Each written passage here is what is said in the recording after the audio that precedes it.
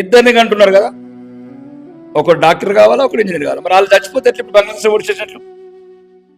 ఒక డాక్టర్ని కన్నావు, స్మూత్ గా సున్నితంగా పెంచినావు, బాయిలర్ కోళ్ళలాగా. ఇప్పుడు ఎలాడ తిప్పుతున్నాడు బంగ్లాదేశ్ అభ్యర్థి, కాళ్ళు పైకి తలకాయ కిందికి. ఎక్కడైతే అవయవాలు చూసుకుంటే కూడా చంపుతున్నారు, మర్మాంగాలు చూసుకుంటే చంపుతున్నారు, ఇది హిందూ అంటే చంపుతున్నారు. మరి ఆ ఇద్దరిని ఏం చేసుకుంటారు? ఆ ఇద్దరిని కాపాడుకుంటందుకు ఇంకా ఆరుగురిని కానండి.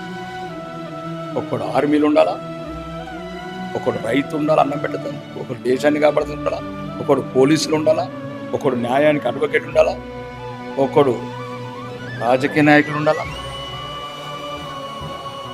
ఒకడు వ్యాపారవేత్త ఉండాలా, ఒకడు పక్క ఉండాలి, రౌడీ ఉండాలి. ధర్మానికే సావాలం. ఎదుటి ధర్మం ఎప్పుడు నేను అవమానిస్తుందో ఆ బిడ్డ రెడీ ఉంటాడు, ఏది పట్టుకోవాలో.